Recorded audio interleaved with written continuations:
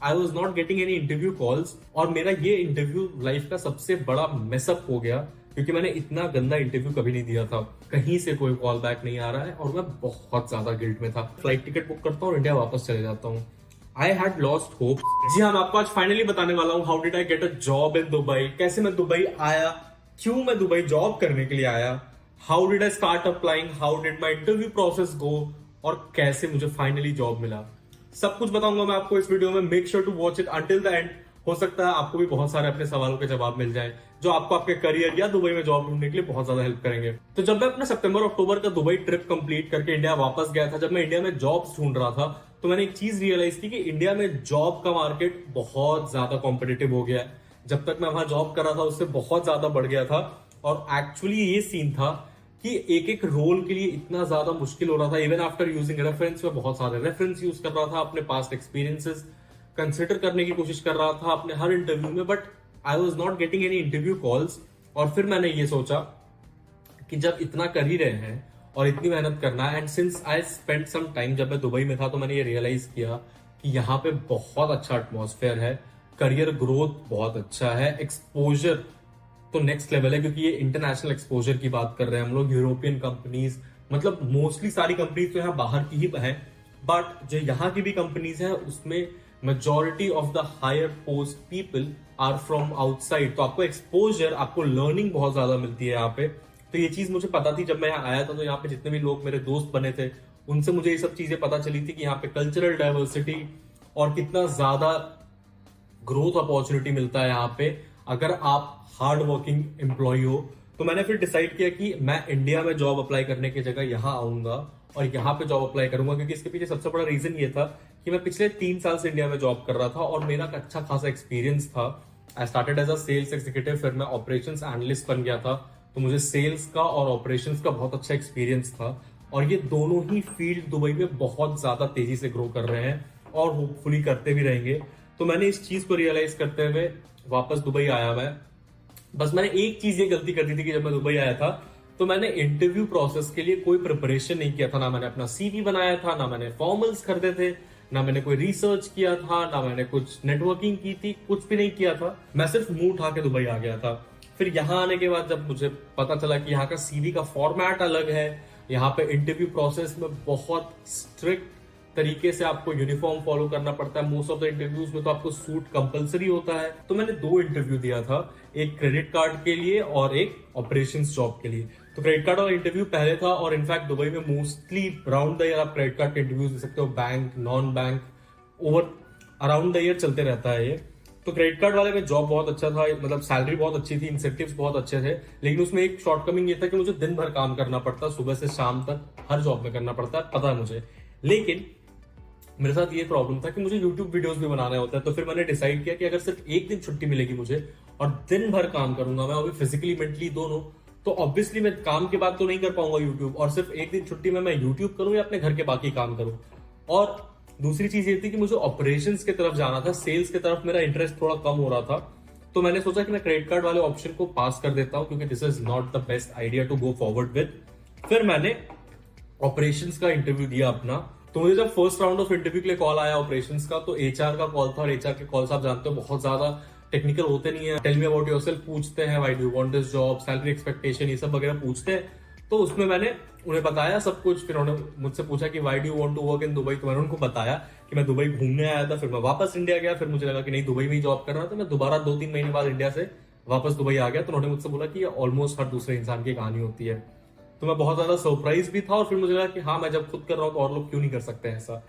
तो उसके बाद मेरा सेकंड राउंड ऑफ इंटरव्यू के लिए अलाइन हो गया और 1 हफ्ते थे मेरे पास उस इंटरव्यू के लिए। लेकिन वो जॉब प्रोफाइल बिल्कुल अलग थी। आई मीन उस जॉब प्रोफाइल के बारे में मैंने कभी नहीं सुना था। मैं ऑपरेशंस में काम किया था मैंने, बट उस स्पेसिफिक प्रोफाइल के बारे में मैंने कभी नहीं सुना था। मुझे कुछ भी नहीं पता था ऐसा क्या होता है इसमें। 1 हफ्ते थे मेरे पास, लेकिन 1 हफ्ते में आप कितना प्रैक्टिस कर लोगे, और आप कितना भी प्रैक्टिस कर लो, आपके सामने जो बैठा वो उस फील्ड में एक्सपर्ट है, तो आप उससे ज्यादा तो बिल्कुल नहीं जान सकते हो, आप उसके बराबर भी नहीं जान सकते हो। और मेरा ये इंटरव्यू लाइफ का सबसे बड़ा मेसअप हो गया क्योंकि मैंने इतना गंदा इंटरव्यू कभी नहीं दिया था। एक्चुअली हुआ गया कि जब मैं सेकंड राउंड ऑफ इंटरव्यू के लिए गया, जब मेरा फाइनल राउंड ऑफ इंटरव्यू था, तो क्वेश्चन आंसर चल रहे थे, टेल मी अबाउट योरसेल्फ हुआ, एजुकेशन, पास्ट एक्सपीरियंस, सब कुछ हुआ। फिर उसके बाद उन्होंने मुझे सिचुएशंस देना शुरू की कि अगर ऐसा होगा तो क्या करोगे, वैसा होगा तो क्या करोगे। मैंने सारे जवाब मेरे हिसाब से सही दिए। एक जगह मुझे जवाब नहीं पता था और मैंने एक्सेप्ट करने की जगह कि मुझे जवाब नहीं पता है, मैंने बहुत बड़ी गलती की जो मुझे नहीं करनी चाहिए थी, जो मुझे तुरंत रियलाइज हो गया, बट उस टाइम नहीं रियलाइज हो रहा था मुझे। तो मैंने वहां पे एक जवाब बना दिया और मुझे लगा कि मैं इनको आउटस्मार्ट कर जाऊंगा और इनको पता नहीं चलेगा। तो मैंने जवाब बना भी दिया और उसके बाद इंटरव्यू खत्म होने पे मोस्टली इंटरव्यूअर्स पूछते हैं कि do you have any questions, तो मैं हमेशा यही पूछता हूँ हाउ कुड आई इंप्रूव। अगर मैं आपसे पूछूं कि मैं ये इंटरव्यू और ज्यादा अच्छा कैसे कर सकता था, तो यही मैं पूछता हूँ हमेशा अपने हर इंटरव्यू के बाद। तो उन्होंने मुझे बोला कि जब तुम्हें कोई जवाब ना पता हो तो एक्सेप्ट कर लो, उसका नया जवाब बनाने की कोशिश मत करो। Acceptance is better instead of lying और trying to make up an answer. और मैं समझ गया था कि खत्म, कहीं से कोई कॉल बैक नहीं आ रहा है और मैं बहुत ज्यादा गिल्ट में था। I mean, मैं उस जवाब को बहुत कन्विंसिंगली इग्नोर कर सकता था ये कह के कि मुझे नहीं पता, और बहुत ज्यादा मैटर नहीं करता क्योंकि वो फील्ड बिल्कुल नया था मेरे लिए और उनको पता था ये चीज। बट मैंने ये गलती कर दी और मुझे बहुत दिन तक रिग्रेट हो रहा था। और सबसे बड़ा गिल्ट ट्रिप ये था कि मेरा वीजा एक्सपायर हो रहा था, क्योंकि ये सब दिसंबर एंड में हो रहा था और मेरा वीजा सिर्फ 3 हफ्ते का बचा हुआ था। और मुझे ये समझ में नहीं आता कि अब मैं करूं क्या। मैंने वापस अप्लाई करना तो शुरू कर दिया, लेकिन दिसंबर के महीने में इतने सारे टूरिस्ट आते हैं दुबई में, हर जगह से टूरिस्ट पीक सीजन होता है कि ऑलमोस्ट ऐसा कहा जाता है, मुझे पता नहीं है कि जितने टूरिस्ट आते हैं उसमें से हर दूसरा टूरिस्ट अप्लाई कर देता है कि क्या पता सेलेक्ट ही हो जाए तो यहीं रुक जाएंगे, यहीं सेटल हो जाएंगे। इस चीज में मैं फंस गया कि मैंने गलत टाइम पे अप्लाई कर रहा था मैं दिसंबर में। तो मुझे उसके बाद कोई भी इंटरव्यू कॉल नहीं आया और दिसंबर खत्म हो गया, जनवरी शुरू हो गया। तो जनवरी का पहला हफ्ता आया और क्योंकि उस टाइम मेरे पास कोई जॉब नहीं था और मेरे यूट्यूब से बहुत कम पैसे आते थे, इतना बस कि मेरा रेंट और खाना किसी तरह निकल जाए। लेकिन जनवरी जैसे ही स्टार्ट हुआ था, मेरे पास जिस दिन अकाउंट में सिर्फ 48 दिरम्स थे, यानी कि इंडिया के हिसाब से 1000 रुपए से थोड़ा ज्यादा। और यहाँ पे एक बार अगर आप नॉर्मल सस्ते से सस्ता रेस्टोरेंट से भी कुछ मंगा लो तो आपका 20 दिरम चला जाता है। मैं उस स्टेज पे आ गया था जहां मुझे लग रहा था कि अब मैं 48 दिरम में तो कुछ नहीं कर सकता हूँ। क्रेडिट कार्ड से फ्लाइट टिकट बुक करता हूँ और इंडिया वापस चले जाता हूँ। I had lost hopes. Credit card वाला मैंने रिजेक्ट कर दिया था, ऑपरेशंस वाले से मुझे कॉल बैक की कोई उम्मीद नहीं थी। लेकिन फिर मैं फरहान के पास गया, फरहान से थोड़ी बहुत बातें की मैंने। उसने मुझे समझाया कि इतना दिन रुका है तो रुक जा, just have patience until you run out of your money. Credit card से टिकट बुक करना है तो 2-3 दिन रुक जा, क्या पता कॉल आ जाए, कोई इंटरव्यू मिल जाए। तो आई वेंट बैक होम। फिर सुबह सुबह 6:30 बजे मेरी आंख खुली, 2-3 बजे रात में सोया था मैं, 6:30 बजे सुबह मुझे कॉल आया that you have been selected, please send your documents. और ये सिलेक्शन हुआ था उसी ऑपरेशंस वाले जॉब के लिए। और मैं बता नहीं सकता हूँ मैं कितना ज्यादा खुश हुआ था। मतलब दैट वाज, मतलब मैं कह सकता हूँ कि वो शायद मेरी लाइफ का इकलौता कॉल होगा जिससे मेरी नींद खराब हुई लेकिन मेरा मूड खराब नहीं हुआ। मैं बहुत ज्यादा खुश था। फिर मैंने सारे डॉक्यूमेंट्स भेजे, पुलिस वेरिफिकेशन कराया, फिर प्रोसेस बहुत लंबा होता चला गया। मतलब मुझे जनवरी फर्स्ट वीक के बाद से जनवरी एंड तक कोई अपडेट नहीं मिला। मैं कांस्टेंट फॉलोअप्स कर रहा था, कॉल कर रहा था, मैसेज कर रहा था, ईमेल कर रहा था, कुछ भी नहीं, नो रिस्पॉन्स फ्रॉम एनीवेयर। फिर मैं वहां से इंडिया वापस आया मैं, क्योंकि मेरे पास पैसे कम हो गए थे, एक्चुअली खत्म हो गए थे और मैंने होप सारे छोड़ दिए थे। मुझे लगा कि मेरे साथ कोई फ्रॉड हो गया या तो कोई और सेलेक्ट हो गया या तो फिर मुझे नहीं प्रेफर कर रहे हैं लोग या कोई डॉक्यूमेंट्स में प्रॉब्लम है। I had no clue at all. और फिर मैं इंडिया वापस जब जा रहा था जनवरी एंड में, मैंने अपना सारा सामान या तो इधर उधर दे दिया किसी को, और जो बचा हुआ था जितना मेरा वेट अलाउड था फ्लाइट में वो सब लेकर मैं इंडिया वापस चला गया। और फिर 26 जनवरी से 5 फरवरी तक मैं बहुत ज्यादा डिप्रेस था, क्योंकि मुझे लग रहा था कि एकदम से होप मिला और फिर वापस से खत्म हो गया। ऐसा लगा किसी ने आसमान पे पहुंचाया और फिर जमीन पे पटक दिया। लेकिन फिर 5 फरवरी को मुझे ईमेल आया जिसमें दुबई लेबर लॉ का पूरा डॉक्यूमेंटेशन था जो मुझे साइन करके वापस देना था।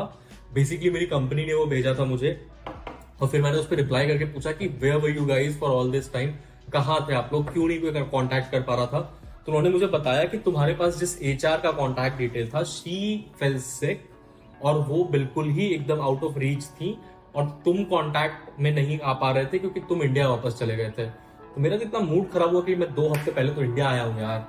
बट फिर खैर, जब मैंने लेबर लॉ पूरा पढ़ा था कॉन्ट्रैक्ट, मैं बता रहा हूँ मैं रोड पे खड़ा था, मुझे बहुत क्लियरली याद है, मेरा एकदम दिमाग सुन्न हो गया। मतलब एक्टिव नॉइस कैंसिलेशन हेडफोन लगाने पे कैसे सब कुछ शांत हो जाता है बगल में, बिल्कुल वैसा फील कर रहा था मैं कि बिल्कुल दुनिया से अलग हो गया हूँ। And that was the best feeling, I am telling you. मतलब उस कॉल से ज्यादा ये इंपॉर्टेंट था मेरे लिए, क्योंकि उस कॉल तक तो मैं फिर भी इतना लो आया था अपने लाइफ में बट इस टाइम तक मैं इतना लो आ चुका था कि अब यार मतलब इतना क्यों किस्मत बुरी है मेरी। बट फिर वो सब हो गया। फिर फरवरी में मुझे जब वो ईमेल आया तो मुझे बोला गया कि आपको 1 हफ्ते में दुबई वापस आना है, आपको अपना एमिरेट्स आईडी बनवाना है, मेडिकल टेस्ट कराना है। तो फिर मैं वापस आया। फिर यहाँ आके मेडिकल टेस्ट और एमिरेट्स आईडी तो मैंने बनवा ली, लेकिन ऑफिस में मेरे जो कंपनी थी वहां पे बहुत ज्यादा प्रॉब्लम्स चल रहे थे। कुछ इंटरनल इशू की वजह से मुझे 2 महीने वेट करना पड़ा। वेट पीरियड इतना ज्यादा बढ़ गया था कि मैं एक बार इंडिया चला गया उसके बीच में 2 महीने में। और फिर फाइनली जब मुझे बोला गया कि हाँ सर आपका हो गया है, 3 अप्रैल आपका फर्स्ट डे ऑफ जॉब होगा, तब मैं 2 अप्रैल को दुबई पहुंचा और 3 अप्रैल से मैं जॉब कर रहा हूं। एंड आई होप कि मैंने आपको जवाब दे दिया है। बट अगर आप मुझसे ये पूछोगे कि मैं क्यों दुबई आया और क्यों मैंने इंडिया में जॉब नहीं किया, तो इसका मैं बहुत सीधा सीधा आंसर दूंगा, बहुत अनअपोलोजेटिकली मैं इसका जवाब देना चाहता हूं। मेरे लिए बहुत ज्यादा जरूरी था अपने कंफर्ट जोन से बाहर निकलना। इंडिया मेरे लिए बहुत अच्छा कंफर्ट जोन बन गया था। बहुत लेजीनेस में भी मैं अपने काम करवा सकता हूँ और बहुत ही ज्यादा कॉन्टैक्ट लगा के अपने काम करवा सकता हूँ। हालांकि यहाँ पे वो बिल्कुल ऑपोजिट है और मेरे करियर के एक्सपेंशन के लिए ये बहुत ज्यादा जरूरी था। जब मैं जॉब के लिए आ रहा था, मेरे किसी दोस्त को यकीन नहीं हो रहा था, उन लोगों को लगता था सिर्फ मैं घूमने जा रहा हूँ। और जब मैंने फाइनली उन लोगों को अपना लेबर लॉ कॉन्ट्रैक्ट दिखाया था, क्योंकि मैं जनवरी में वापस चला गया था, तो लोग सब बोलते थे मेरे को पता था वापस आ जाएगा वापस आ जाएगा। लेकिन जब मैंने फाइनली सबको लेबर लॉ कॉन्ट्रैक्ट दिखाया तो all of them were surprised and maybe proud as well. तो बस यही मेरा एम था कि मुझे अपने कंफर्ट जोन से बाहर निकलना था और मुझे अपना पैटर्न तोड़ना था। क्योंकि अब मैं जब यहाँ हूँ, I am in the international market, मेरे एक्सपोजर बहुत ज्यादा है, मेरा कॉम्पिटिशन बहुत ज्यादा है। मैं ऑलमोस्ट 60 नेशनैलिटीज से कॉम्पीट कर रहा हूँ यहाँ पे अपने करियर को ग्रो करने के लिए।